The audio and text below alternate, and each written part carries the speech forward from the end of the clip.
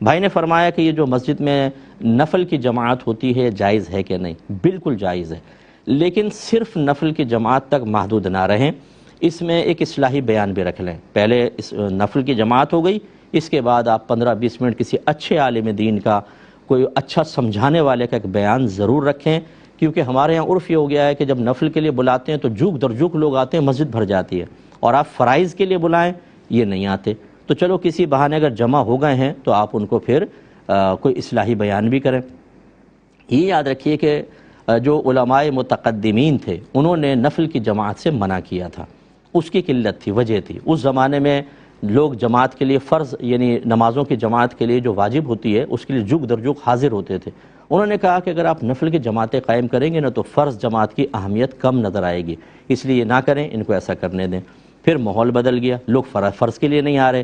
اب اگر آپ نفل کی جماعت رکھتے ہیں تو جو کبھی مسجد میں نہیں آیا وہ بھی پڑھنے کے لیے آ جاتا ہے۔ اس کا مطلب ہے پہلے نفل کی جماعت بے رغبتی پیدا کر رہی تھی، اس دور میں نفل کی جماعت رغبت پیدا کر رہی ہے دین کے قریب آنے کی۔ اسی لیے اعلیٰ حضرت نے فرمایا کہ اگر یہ لکھا بھی اس کو زیادہ سے زیادہ فقہاء نے مکروہ تنزیہی، مکروہ تنزیہ وہ عمل ہوتا ہے جس کو شریعت نے پسند نہیں کیا، لیکن اگر آپ کریں گے تو گناہ گار نہیں ہوں گے۔ اور اعلیٰ حضرت امام اہل سنت رضی اللہ تعالی عنہ کی تحقیق یہ ہے کہ مکروہ تنزیہی فعل اگر عادتاً بھی کیا جائے گناہ نہیں ہوتا۔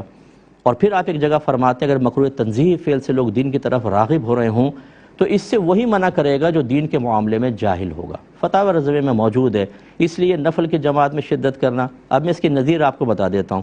پہلے فقہاء علماء متقدمین نے، پہلے کے علماء نے جنازے کے ساتھ بلند آواز سے ذکر کو منع کیا تھا، نہ کریں۔ آج اجازت ہے، کلمہ پڑھتے ہیں بلند آواز سے اور ذکر کرتے ہوئے چلتے ہیں۔ کیوں؟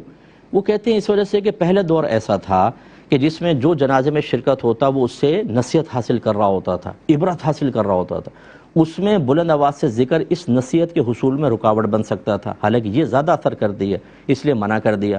اب آپ دیکھیں لوگ جنازے کے ساتھ جاتے ہیں، موبائل ہاتھ میں ہوتا ہے، باتیں کر رہے ہیں، ہنس رہے ہیں، ہنسی مذاق ٹھٹے چل رہے ہیں پیچھے بعض اوقات۔ تو اچھا ہے ذکر الہی میں مشغول ہوں، نصیحت تو ویسے حاصل نہیں کر رہے، عبرت ویسے حاصل نہیں کر رہے، ذکر سے بھی آپ منع کر دیں، لہٰذا اب یہ ذکر الہی جنازے کے ساتھ بالکل صحیح ہے۔ جو نفل کی جماعت سے منع کرتے ہیں، دائرہ ادب میں رہ کر ایک طالب علم کی حیثیت سے میں کویسچن چھوڑ رہا ہوں، آپ جنازے کے ساتھ ذکر کو کیسے جائز قرار دیتے ہیں؟ خود آپ ذکر کر رہے ہوتے ہیں، حالانکہ نفل کی جماعت کو بھی علماء متقدمین نے منع کیا اور بلند آواز سے ذکر کو بھی منع کیا۔ ایک جائز اس دور میں، دوسرے کے پیچھے آپ ابھی تک پڑے ہوئے کہ جی نفل کی جماعت جائز نہیں ہے۔